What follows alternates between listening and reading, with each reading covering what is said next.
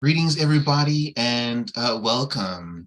Thank you for joining another episode of BIMS Dives. Today, I'm really excited we'll be diving into maritime archaeology with Dr. Justin Donovan. My name is Colin Howe, and I'm a graduate student studying coral microbiology at Penn State University. And I am joined with my fellow graduate student, Anthony Johnson, who is also a graduate student studying marine conservation at the University of Miami. Anthony, would you like to introduce yourself real quick? Yeah, my name is Anthony Johnson II. I'm in the marine. I'm in a Master of Professional Science at the University of Miami Rosedale School of Marine Atmosphere and Earth Science. I'm also in the track of marine conservation. Thanks, Anthony. So today, I'm really excited to introduce Dr. Justin Donovan, who is currently an assistant professor in anthropology at the professor in anthropology department at UCLA. He is also the co-founder of the Society of Black Archaeologists.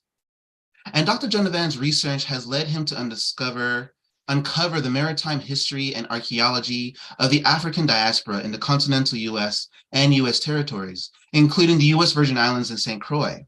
Ironically, I did my master's degree in the University of the Virgin Islands, so I'm really excited to learn about, we have a little bit of overlap in the US Virgin Islands, which is cool.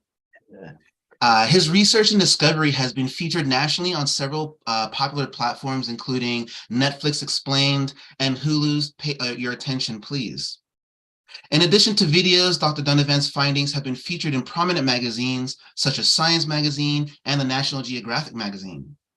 In fact, in 2021, he was named the National Geographic Emerging Explorer and inducted into the Explorers Club as one of 50 people changing the world that you need to know about. So with all these exciting accolades, it's my pleasure to welcome Dr. Justin Donovan to BIMS Dives this evening. I appreciate y'all. Thanks for having me. I've been meaning to come on here and talk to y'all, so it's good. Yes. So we're going to get right into some of the questions. And as tradition, earlier today, we asked our audience members over social media platforms, what is maritime archaeology and why is it important to you? And at the end of our chat this afternoon, we're going to go over through some of those answers, but we would like to open it up to our guests. So we would like to hear your perspectives on why maritime archaeology is important to you. All right. Okay, this is a deep question. Let me know if I start getting too long-winded. So I didn't even know what maritime archaeology really was until probably by last year of graduate school. I was a land archaeologist, I'm a terrestrial archaeologist. I was doing archaeology on land. My dissertation work is actually in Ethiopia, studying early kingdoms in southern Ethiopia. And as co-founder of Society of Black Archaeologists, we get an email from Diving with a Purpose. And they say, we're a group of Black scuba divers, we do archaeology, but none of us are professionally trained as archaeologists. And we don't have any Black folks that we know who are professionally trained as archaeologists. Would y'all be interested in doing something? And at that moment, I called up Ayana as my co-founder, and I said, yeah, we got to learn how to scuba dive. And I know she must have thought I was crazy as hell, but that's how it went. And we said it was important for us as professionally trained archaeologists to get this training to become maritime archaeologists, because around the world, usually you need a PhD to direct a field project, which means you need a PhD to decide where you go to look for ships and what ships you decide to look for. And so we knew from then that once we got this degree, we could then take it and decide if we want to look for the Black Star Line, for example, which is my next project, we could do that. And we don't have to ask permission. If we want to go and look for Tuskegee Airmen plane wrecks, which my colleagues are doing, we could do that. And we don't have to ask permission. And so for me, that kind of opened up an entire world where we can study Black history and culture underwater. Maritime archaeology is the study of people's interactions with marine environments. And that can include the ocean, it can include docks, it can include all kinds of different waterways, but the relationship between oceans, lakes, rivers, bodies of water. So we kind of opened up the door of Pandora's box to see what Black history lies at the bottom of the ocean and in our rivers and lakes. Nice. So what drove you to what you are pursuing right now? What motivated you to go that route? Oh man, okay, we gotta ask levels to this question. What when I'm pursuing, you mean like my immediate project or my bigger vision or the? I would say your bigger vision, yes. Okay, my bigger vision is to recover ancestral memory. And the way we do that looks very different in different modes. So in doing that, I know we need archaeologists, we need musicians, we need scientists, because we've done things in this world that we don't even know what we've done. And so as you all are getting trained up in your other things, you'll realize that what you're studying, somebody might have been studying 300 years ago in Mali, or somebody might have been studying a similar problem in South Africa. And then as you start to build out these ideas, you can see how these different areas apply. So that was my motivation. And I knew that I had this in through archaeology to do it through land and through the material objects. And when I learned that, and there weren't a whole lot of Black people doing it, it opened up doors to museums. It opened up doors to deeper conversations about heritage sites and how we protect and conserve those. And then it just opened me up to a world of other people around that are doing similar work and have a similar big vision.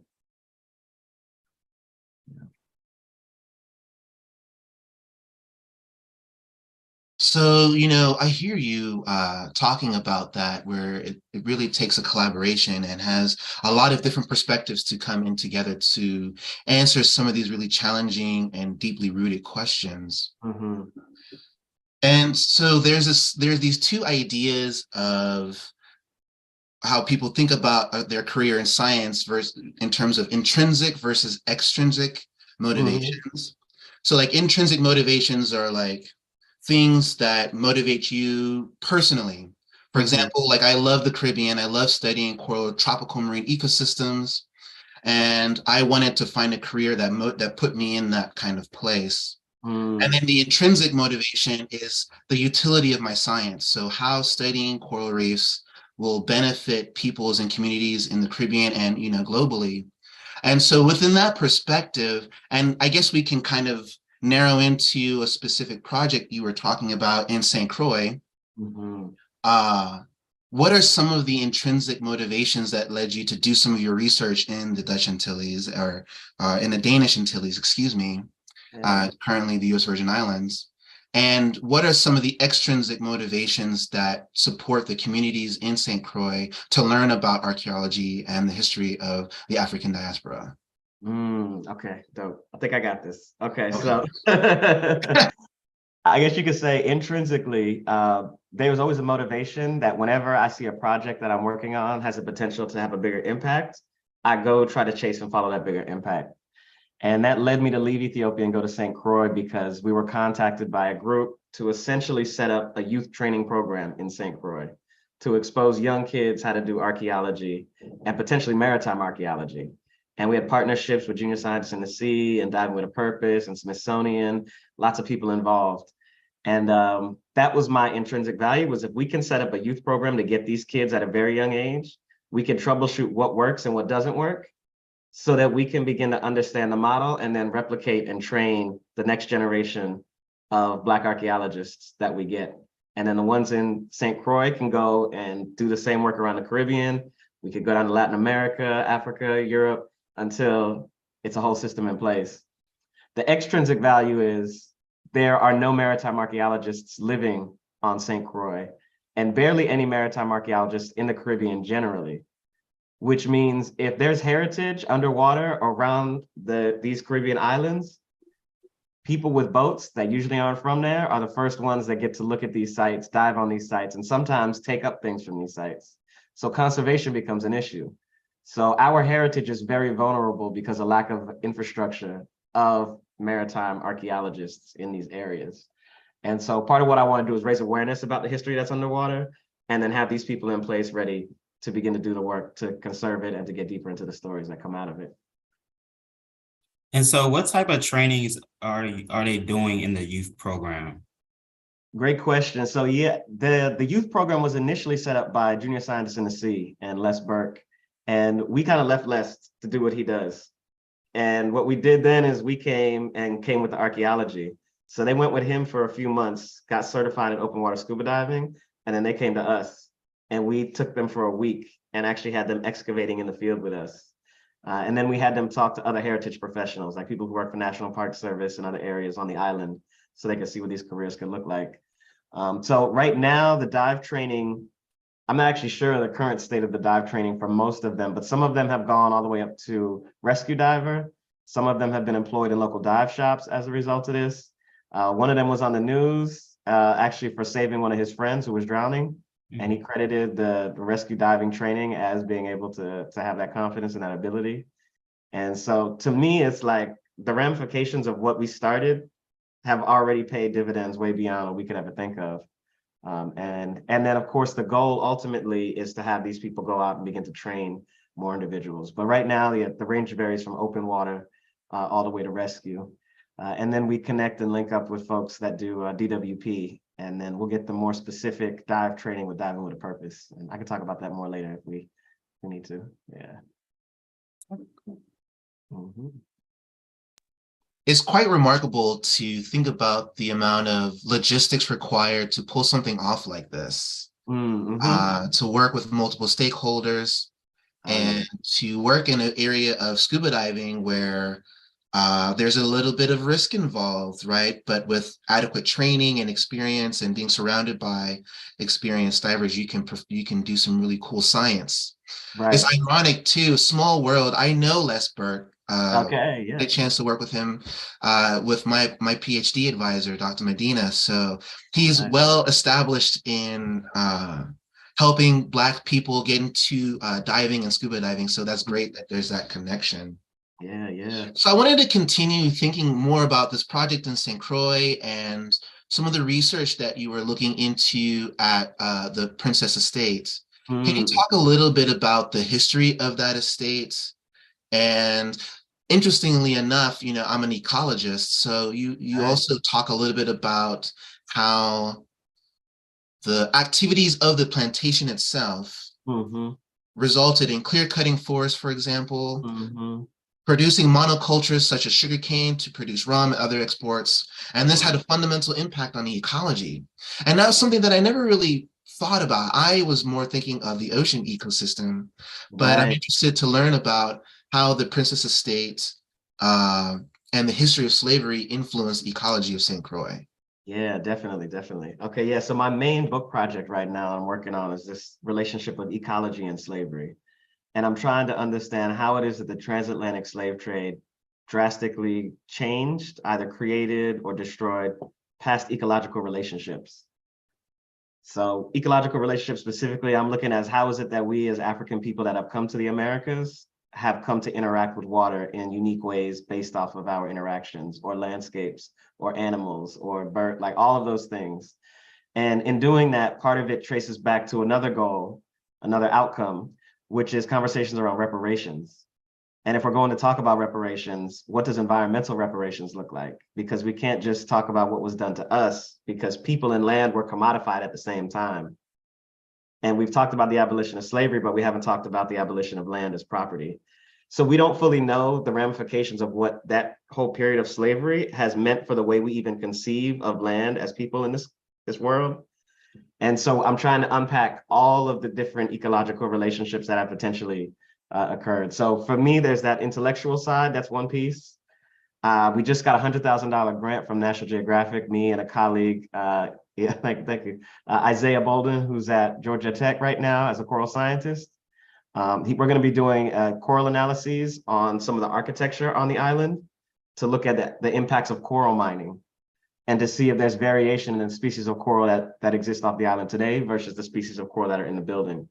We're going to do uranium series on the coral to see if we can actually date the buildings and see if all this coral was cut during a specific period. Was there essentially a coral genocide, a coral massacre that happened? And what are the ramifications of that? And then we're going to go a little bit deeper and try to get some eDNA out of some of these coral and see if we can actually see if there's genetic differences between similar species of coral past to present. So these are just some of the things that we're thinking on the science side. And then on the land, we have colleagues, our colleagues Sue Pierre and Kunal. They are soil scientists. So they've been working in the soil on the land to see about contaminants that exist in the soil as a result of various activities, soil depletion, all these different questions that come about as a result of monocrop agriculture and the rapid deforestation of the island. We're excavating ourselves as well. So we have evidence of bagasse, which is burnt sugarcane. And we know that they deforested the island and had to start burning sugarcane for fuel, which is a crazy, yeah, don't try to burn sugarcane for fuel, don't work too well. And then there's just all the other, what we're finding is species of animals that don't exist anymore, that have gone extinct, like freshwater turtles in St. Croix. And so this is a whole other situation. It's like, once we understand and begin to unpack what happens in St. Croix, we can then multiply that across the Caribbean. And it's going to be different in each spot, but it starts this conversation of what are the environmental or ecological impacts of the transatlantic slave trade. So that's sort of the unpacking of the current project. Yeah. Wow.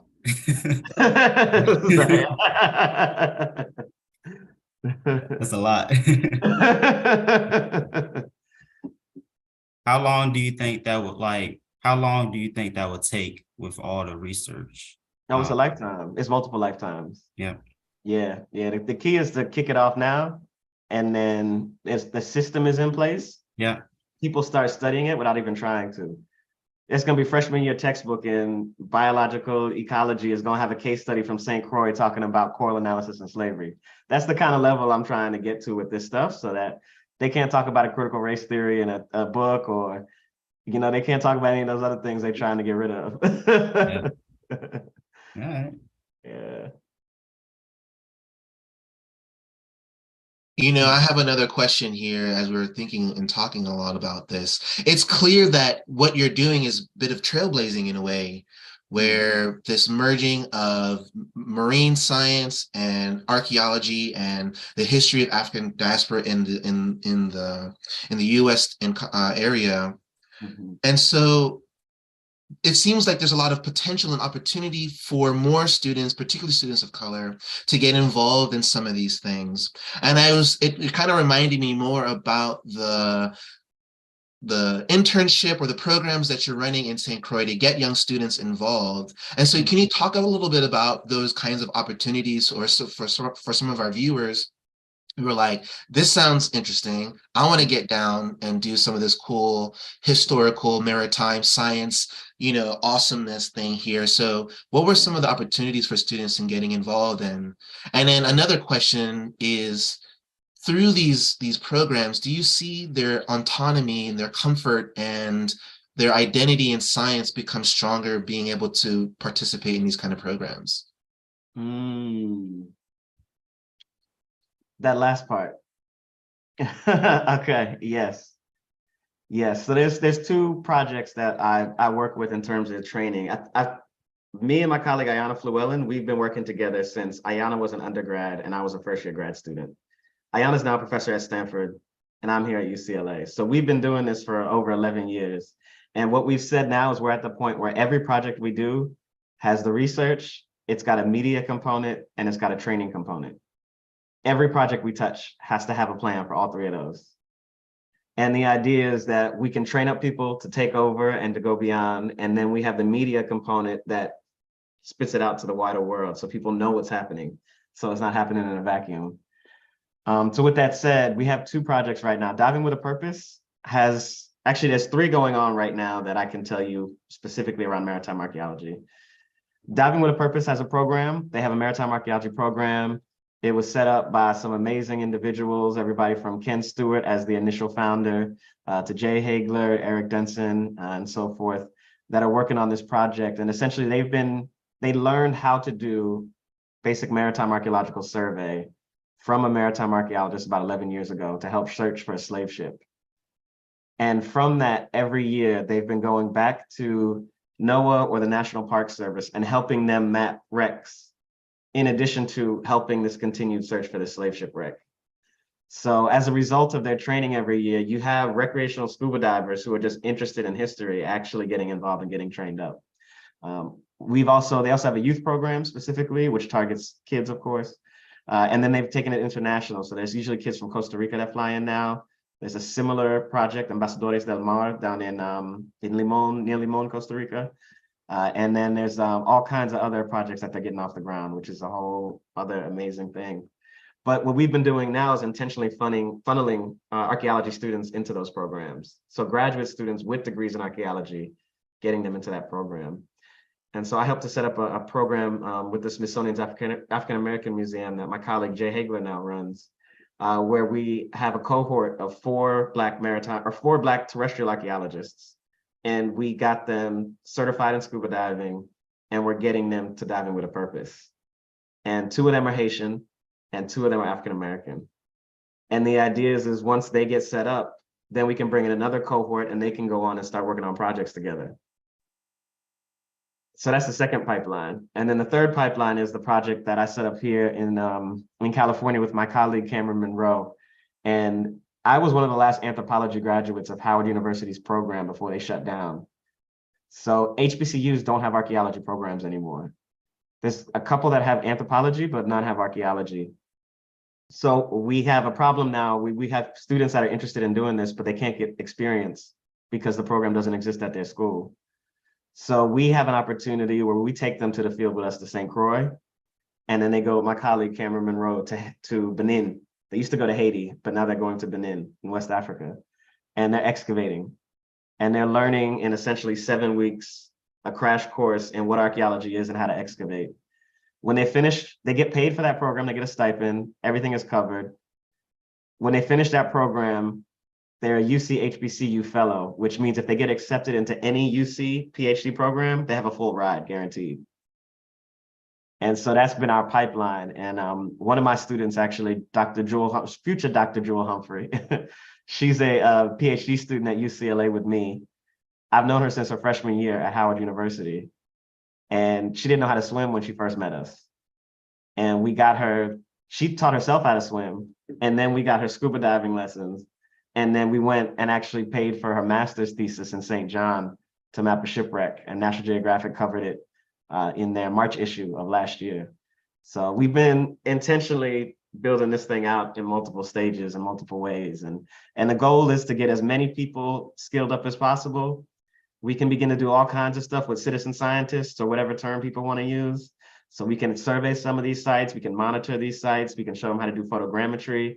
And our next plan now is to do similar work here in California, but link up with the Chumash and other indigenous groups along this coast to see about what indigenous maritime archaeology looks like. So that's just some of the bigger vision. So how can someone join Diving with a Purpose? Because I'm very much interested. So. Yeah, for sure. I say go to the website now. The summer program is still open, I believe, so you can register.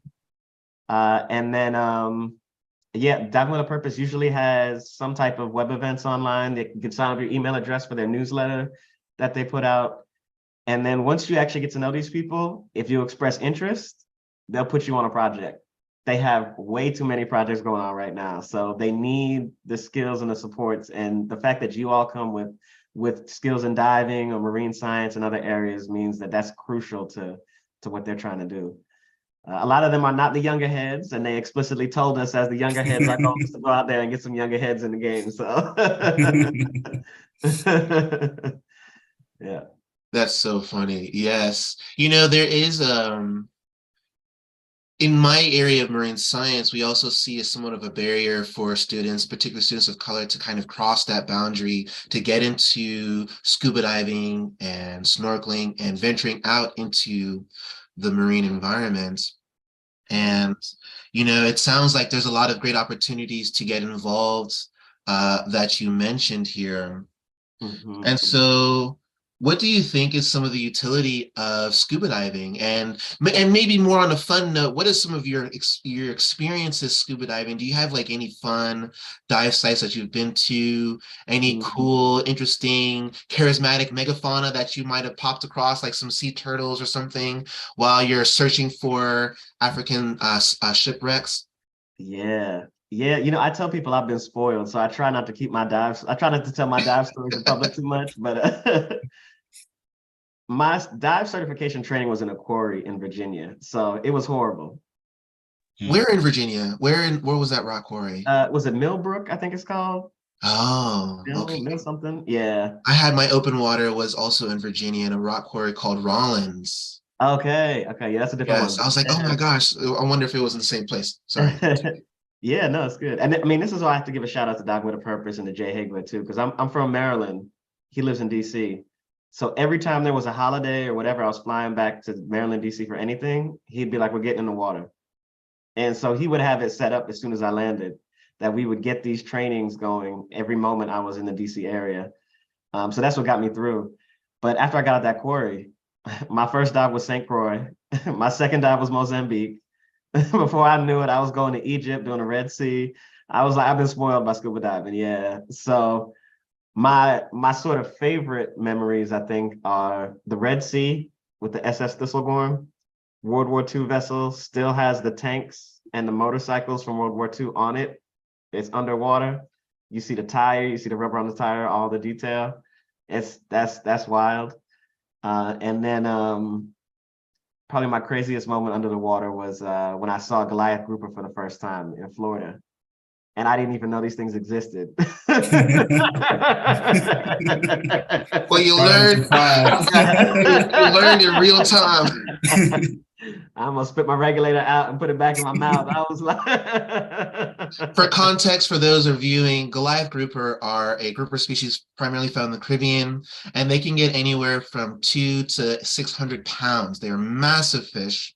They get huge. You know, I'm 6 foot even, and I'll see a Goliath grouper as big as me staring me back, be like, are you food or not? Mm-hmm. But thankfully they, you know, we don't act like food underwater, so they kind of leave us alone.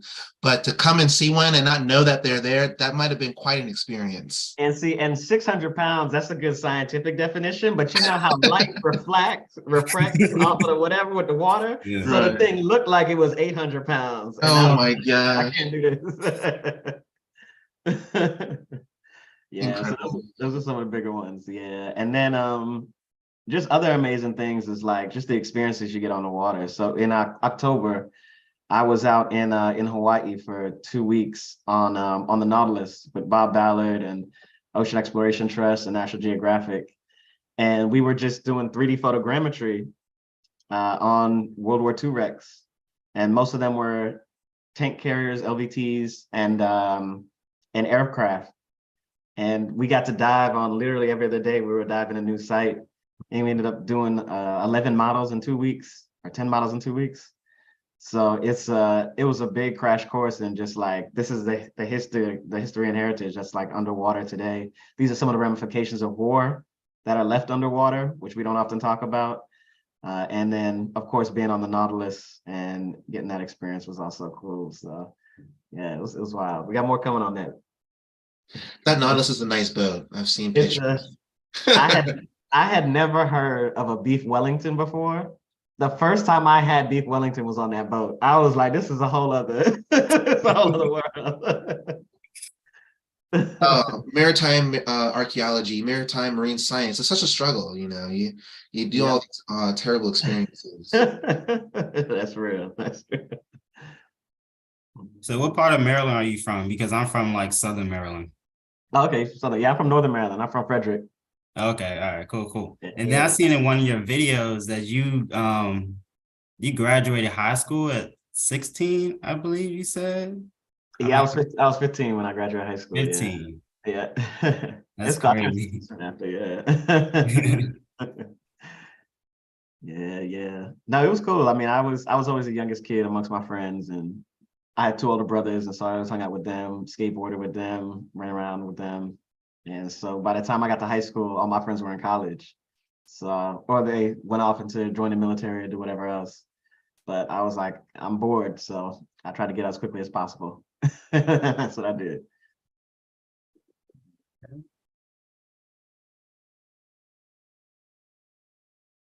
And also I have one particular question. So do you have a specific reason for why you grow your hair out, whether it's like spiritual or cultural or personal? And also, have you ever had like any negative reactions from anybody since you're in the marine science field? Yeah, okay, good question. Yeah, I think my sort of purpose behind my locks kind of changed over years. I've been growing my locks since I was 11 years old. So how old am I now? 30, I think I'll be 35 this year. So it's been about 24 years of me growing my locks. I started out initially because I didn't like get my hair cut.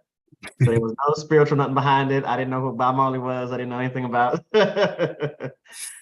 But I would go to school with a little picked out afro, and I would come home with all these little things because whenever I was thinking about something, I would just twist my hair. Yeah. And so my mom said, you either got to get locks, you got to cut it off. And so I ended up getting locks at 11. And then over time, when I had the locks, then people started asking questions, and I started looking on, like, seeing other people with locks now. And I was like, oh, there's different types of locks, and like, what's the story behind? And so then that got me deeper into Rastafari, then into reggae music, and then into that whole, the whole Nazarene vow and all of that. And so that whole like Rastafari influence took me pretty much to like my early years of college. And I stopped drinking. Like, not that I stopped drinking, I was young, I wasn't drinking anyway, but I made sure that I wouldn't drink for a while throughout that, and like adhered to some of those things.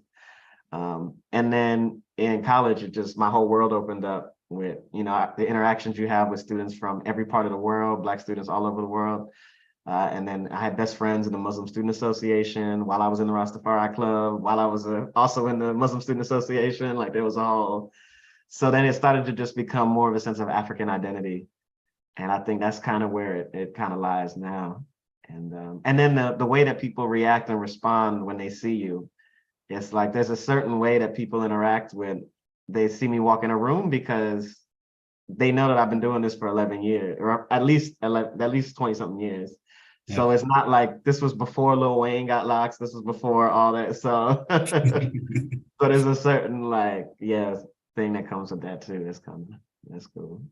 Okay. Yeah. On that same note, I just have a really quick question about that culture, Rastafari, and the food. I think when I think of that community, I think of the food. Mm-hmm. And one of the questions that we wanted to ask were, during your time in St. Croix, is there a food that you really go for when you're on island that you can't get in California? Yes. Ras Chris and Ras Nagus have two of the best dishes you can get. Yeah, Ras Chris is he's more set up. He's got I don't even know the name of the restaurant. We've been there so many times. But yeah, his food, it's not always vegan. He sells fish some days, but the food is cooked by him every day. He goes to the market in the morning, he gets the vegetables, he gets the fish, he does whatever, he cooks it up right. And and then Ras Nagus, he cooks lunch. When the food runs out, the food runs out. Right. and his food is ital, so he gets pots. He gets these handmade pots from St. Kitts and Nevis. He cooks all the food ital in these pots. It's like 100% ital food that he cooks. And he sells it by the plate, the size of the plate. And you get whatever mix he put together that day. And then you can get the chlorophyll on the side. And chlorophyll is like a green juice, essentially. Right. Yeah. Chutneys, they have the like juices. So transitioning more now back into a little bit more of your research. And something that we've mentioned quite a lot about are these wrecks, these shipwrecks that you spent a lot of time studying and researching and looking and locating. And so can you talk a little bit about how one approaches a project like that? So let's say there's some historical context where we know of these locations of these ships, and we locate this ship and we want to assess this. What are some of the approaches that you take, and what are some of the artifacts that you might be looking for that could tell a story? Right. Okay, cool. Before I get to that, I forgot there's one more thing about the locks. It took me about a year to figure out what to do with my locks underwater in the scuba, which I think was the hardest part I had to deal with. So I learned now it's a rash guard, and then you tuck your locks into the wetsuit and zip the wetsuit up. So I wear a wetsuit every time I dive, no matter where I'm going.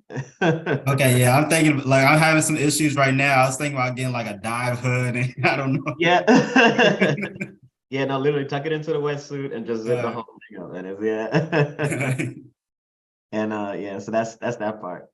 For the research part, so there's a couple ways we go about doing projects. One is that if people tell us about a compelling project that they need assistance on, we'll go on and sign up for that. The other one is if there's a big question that we want to explore, and then we go for that. So right now, my big question is this Marcus Garvey's Black Star Line project, which I could talk about later. But the previous one has been projects that have come to us. I didn't feel comfortable calling myself a maritime archaeologist until about a year ago, 6 months to a year ago. And I had to do this because I'm formally trained as a terrestrial archaeologist, and I got maritime archaeology training later. But I told myself, once I'm able to write a report on a maritime archaeology wreck and present it to the state official, then I'll call myself a maritime archaeologist. And so we've written up the report for St. John, the wreck that we did in St. John. And so we're going to submit that to the state officials soon. So that's like that piece. But that project specifically, we mapped a wreck in St. John. State official came to us, said, there's people with boats that have been telling us about this potential wreck that's down there. One of our colleagues actually dove on it and found a wine bottle, as well as what was the other thing they found? A coin, I believe it was, and a cross. And those different things dated it to around the 1700s. And so they were like, we need to do more information. We need to do more research on this wreck. And it's in a harbor. So would you all be willing to come down? And this was in the middle of COVID, like heavily. So I think they had just allowed travel back. Universities weren't allowing people to use research funding out of the country. And I had just gotten a National Geographic award. And so I got together the team and I said, y'all, if we do this thing, we're going to need bigger support, because we had never led an underwater site before. So we reached out to our colleagues at an organization called Search, which does cultural resource management and also assesses environmental impact assessment. And they signed on to the project. They contacted their other colleagues. They got us a boat. I got us the plane tickets and the hotels, or the Airbnbs at the time, to get the project going. And then National Geographic kicked in with some of the media component. And we went down for about a week and a half and mapped the wreck. They did some preliminary work that they had to do. My master's student, PhD student now, got her master's thesis written. And then National Geographic did a spread on it in their March issue. And so we were able to sort of knock out all these different pieces. But because we already knew what the wreck was, we just did a brief survey. In underwater archaeology, we either do magnetometer surveys or side scan sonar surveys. Magnetometer surveys, essentially a giant metal detector on the back of a vessel. As you're driving around, it pings different GPS points, and then you physically go in and ground truth all of those points to see what it is at the bottom. With side scan sonar, of course, it takes longer, it's a little more expensive, but you're doing an actual scan of the ocean floor, and you're looking for any anomalies that might exist. And then you're going out and diving and ground truthing those as well. And so those are the two kind of surveys you traditionally run when you're looking for some of these wrecks, in addition to going to the historical records and actually looking for where these wrecks crashed. A lot of wrecks were insured. So there was a deposition that was usually held when they try to get insurance claims. And this goes back to the slave trade. So sometimes they'll tell you that, this vessel crashed in between this peak and that mound off 20, 30 knots. Yeah, it's like those kinds of descriptions. And so you use that to kind of get a ballpark figure for it. And then you do those methods and then you try to dive and verify. Yeah, and then some of the objects you're saying, trained in archaeology, we're trained to be able to date and to identify ceramics and glass and nails and beads. And so we often look for those things on these wrecks. Some of them can give us indicators into when the wreck went down. There's also, in addition to those, there's different elements of the ship itself and ship construction that we can use to date a vessel. And then we can also use that to get the relative size of the vessel. And we usually match up and pair all those different pieces of evidence to tell us that this is the wreck that we've been looking for. And sometimes we don't find that wreck, we find a different wreck. And then we end up writing another paper around a new wreck that we found that we thought was something different. So it's all over. That's incredible. It's incredible to see the different interdisciplinary approach that it takes to really answer some of these questions. And you're really at the center, you and your colleagues are at the center of this research and focusing on these kind of things. I went to grad school in US Virgin Islands, and I never really learned anything about these things. So I'm learning quite a lot just from our conversation here. Yeah, no, that's perfect. And there's so much more heritage that we don't know around the Virgin Islands still. Like there's still wrecks that need to be identified and mapped and surveyed. So yeah. So when you're mapping and diving the wrecks, how deep are the wrecks usually, or like average wise or range? Good question. Good question. So for I say for health reasons, we try not to do any crazy deep dives unless we absolutely need to. So we intentionally keep most of our dives at 60 feet and above. And again, the thinking is that there's so many wrecks already at that depth that we need to explore that it makes sense. A lot of the wrecks we look at end up being wrecks that occurred because they crash into a reef. So they tend to be relatively shallow anyway. We do know that there are deeper wrecks out there. And in some cases, we're talking about getting drone technology to help us actually identify and map those, which can be interesting in the coming years. But they're usually relatively shallow. And yeah, I think that's probably the most of the details on that one. Yeah. So we have this one question here that shifts a little bit to some of the courses that you teach. You're a professor at UCLA, and I was also curious if you had grad students. It sounds like you do have grad students. And one of the courses that you're teaching about archaeology of the African diaspora, and it talks, and there's a cool, if you go to your website, there's a little description that talks a little bit about that, but it talks about certain debates that you focus on. Can you talk a little bit about those debates that you talk about in this course? Oh yeah, for sure. So there's a few things. I do have PhD students. So I came in with a PhD student, and then I got 2 more PhD students my second year. So I have 3 PhD students that I'm Big lab, okay. Yeah, it's getting big. I have 2 that I'm primary advisor on, 1 that I'm co-advisor on, and then I'm on 10 committees for other master's and PhD students, just because there's very few people that touch on the different areas that I touch on. But yeah, that's the sort of that research. Of those 3 students, 1 is a maritime archaeologist, Jewel Humphrey, working on her dissertation on the Black Star Line. And to revert back to your previous question, for that one, that came about because people asked me, I forget who the last one who asked me was. I think it was Kimberly Drew, who wrote Black Futures book. I was on a podcast with her, and she asked me, what would you do if you had unlimited resources? Like, what project would you focus on? And I had to make sure I had an answer for that. So I was like, well, I'd look for the Black Star Line if I had unlimited resources.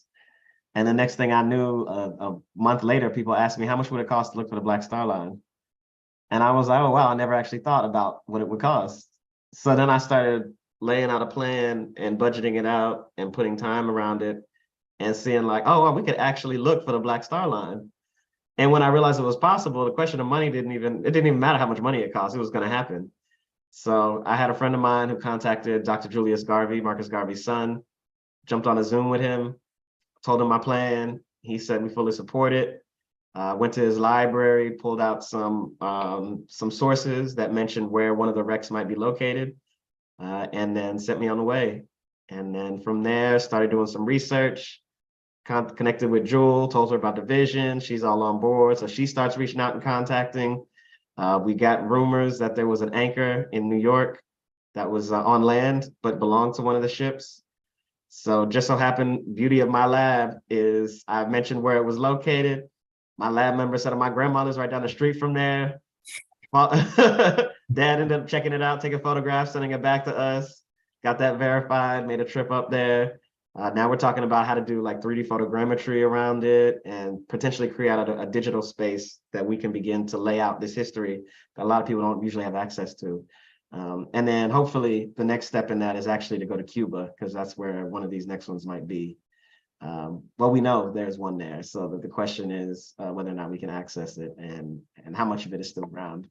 But that's sort of thing. But again, even in all that, it's like, that's the research angle of it. And the beauty of it is like, because we're funding it through all the different means, we don't have to ask like, what's the research significance in this project? Because we know the cultural significance is even more serious than any research question that we could potentially ask. So now we're doing a project where we're able to say, we are going to look for this thing for the purpose of bringing it back into popular memory to show people we had a shipping company. And as we uncover that, all the things that come out of that are going to be blowing people's mind.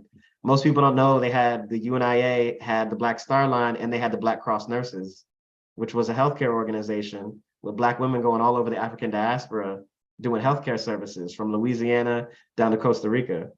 Most people also don't know that when the Black Star Line fell, they set up the Black Cross Nurses Navigation and Trading Company, and they had their own ship. And they were going across the diaspora in their own vessel, doing healthcare services. Yeah, and all this stuff comes out as a result of, we have this idea to locate the Black Star Line.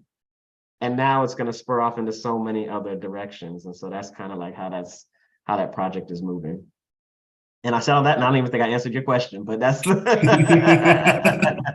mean, that is, I tell you, I'm learning so much. Like the fact that Black people own the company, and that's the true altruism and the utility of community, right? Where they were like, we're going to go out and we're going to try to make a difference.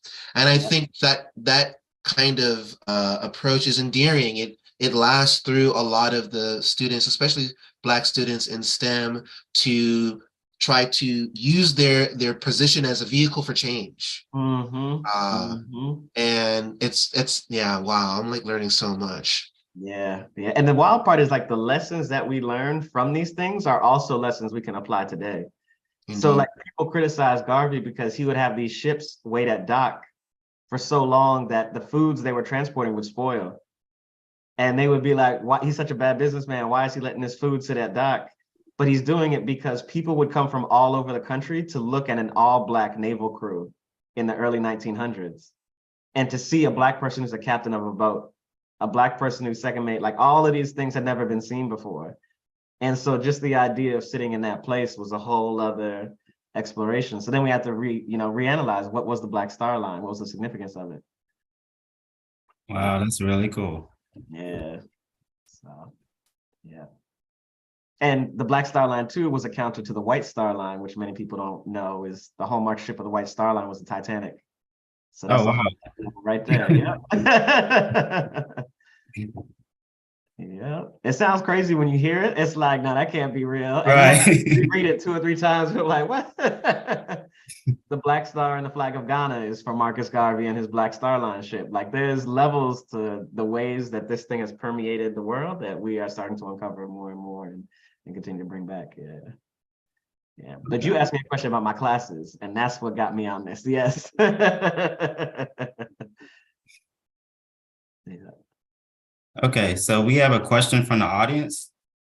Someone asked, what are your thoughts on the representation of Black females diving?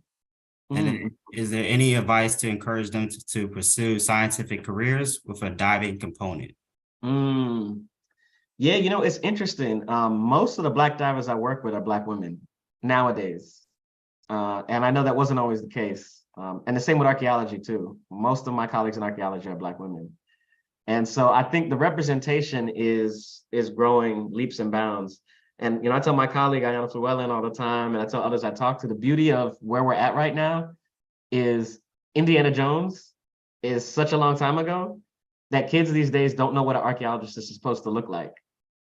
So when we show up on the screen or when we show up in a magazine or when we show up on YouTube Live, they think this is what an archaeologist is supposed to look like. And so because of that, we can begin to change their perceptions of what archaeology is and what archaeology looks like.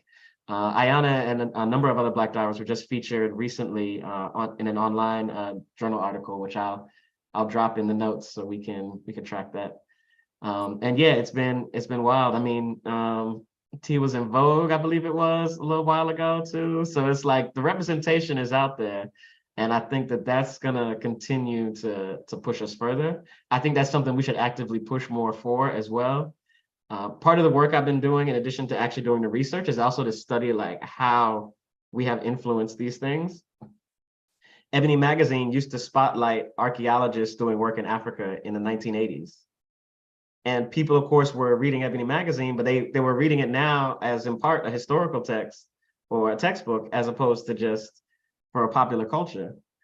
And so now we're thinking like, okay, what kind of magazines can we get in today to expose people to Black history, to scuba diving, to these things in other areas where we might not have thought of. So that's cool. And then in terms of encouragement to pursue scientific careers with diving, there's very few people in general that are doing this. You being one of the few are going to change not only what people think and perceive of you, but more importantly, you're going to change the research questions that we ask. And I think that's critical because there's questions that we need to ask that people aren't even conceiving of right now. And there's things that I know that need to be asked that I can't even think of. So as we start to get into these scientific careers, we can not only ask the question, but we can actually go out and look for the answers. And I think that's key. We ain't got to wait for anybody else to tell us, okay, well, I'm not ready to do that yet, or I don't know if that's a viable project. So that's the beauty of actually getting out there and going into these fields. Oh, well, that's so insightful and true. You know, I wonder about students trying to get into this career and the struggles with the sense of identity and whether you belong. And for me, that was a struggle trying to come into marine science, where there wasn't a lot of representation. But then I did find a lot of self-autonomy, being able to do science well, and find other people who are motivated and interested to join. And now we see that, I think now with social media being present, we see that we're not necessarily alone, and that there is a community that's present, and we're looking and we're talking about we're exposing these ideas and projects where students can look into and get involved in. And so maybe we talked a little bit about this previously, but what would be some of the ways that some of our viewers who wanted to get into the field of archaeology or maritime archaeology, what would be one of the first few steps that would help them start that career? Would it be pursuing a particular degree, for example? Would there be certain internships, certain skill sets that would make them competitive in college, and then once they're looking for a career, I mean, after college? Yeah, definitely. I'd say first and foremost, follow your curiosity. So take every anthropology class that you can that crosses your mind, that sounds interesting. If you have the resources to stay in school and do those things within your limits, yeah. But explore those topics, go wide, because you need to understand at a very early stage what is possible. And then when you go wide, hone in on something that you're really passionate about. And John Henrik Clarke has this saying that you find something you love doing and the world needs done. So you find that, and when you find that, you go deep. And if that's, certain type of cephalopods on a whatever, that's what you do. And you the cephalopod expert, and that's the whole, that's how that moves. And then in between that, you can, of course, pick projects that you want to do and tie into and relate to as you need to. And you'll realize, even in going super deep, your training has prepared you to do all kinds of other things. And now you can bring it all together in these different ways. So for us as archaeologists, we need people with an understanding of anthropology and history.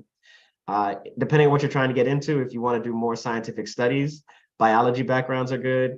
If you want to get into conservation, which we drastically need more Black conservationists right now, chemistry background is good. And we're actually working on building out a program to get more Blacks in conservation. And in some cases, that might mean conservation of underwater material, which, of course, the marine science is going to be critical for that, dealing with salinity in the water and all those other things. And we don't even fully know like how it is that metal fully rusts underwater, or how it is that wood decays. We know generally concepts, but people are talking now about, can we reverse model erosion? Reverse model corrosion on some of these metal objects to begin to see what it actually looked like back in the day. And those things are like a whole other level of thinking and thought.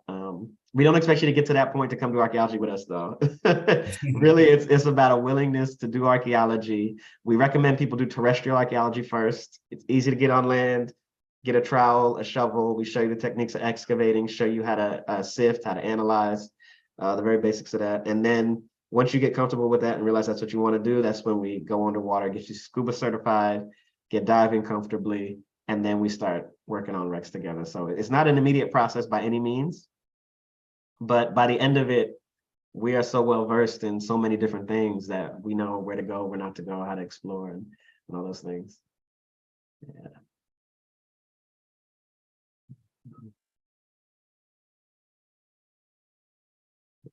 We're almost on the end of time here. Anthony, did you have any last questions that you wanted to ask? Yeah, one more question. All right. So how can someone be a Nat Geo explorer? Oh, okay. Good question. So there's All right, so this is not a flex, but there's I just need to preface it by saying so I became involved with National Geographic because I was nominated to be an emerging explorer, which is like a blind nomination that occurs, and you get a phone call one day, and they're like, "Would you be down for this?" And it comes with a cash sum as well, so it's a good little thing.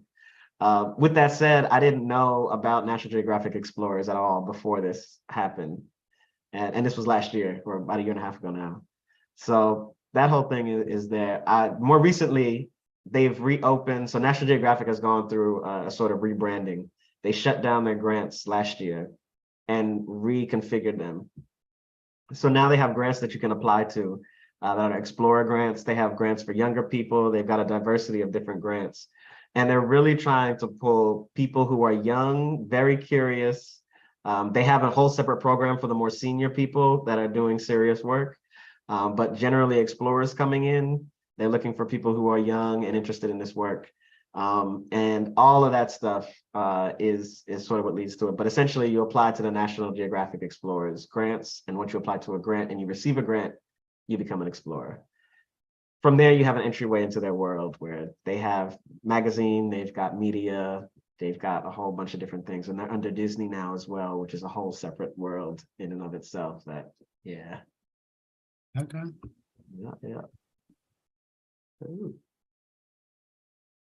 This has been such a pleasure to talk to you about your research and your scholarship and truly impact in the field of maritime archaeology, and really truly just highlighting the encompassing area of science that that students can participate in, and the need for diverse ideas and minds, especially students of color, to step into these roles as a scientist, because their perspectives are going to be able to really have a direct perspective on what's happening in the African diaspora.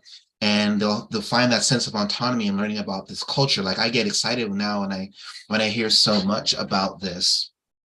And so in closing, I just wanted to really thank you, Justin, for taking the time out of your evening to sit and chat with us in our community. We really do appreciate everything that you've been able to do so far. And as we wrapped up, we mentioned earlier in the episode that we wanted to share a few answers that we received from the community about answering the question, what is maritime archaeology? What does that mean for them? And I wanted to say here, and so the most, I guess, was a summary of the answers that were submitted. And in the public eye, the maritime archaeology is the study of past human activities in a marine environment. It's important to discover how humans interacted with their environments and determine potential impacts for the future based on past interactions, which is a lovely summary of that really exciting field. And I hope that our conversation inspires early career professionals to look into this as an avenue to build their careers and their science identity. Thank you again, Dr. Dunnavant, for talking with us this afternoon, and Anthony for joining, and my co-moderator here. Thank you. Thank you. And thank you for the brother doing the interpretation.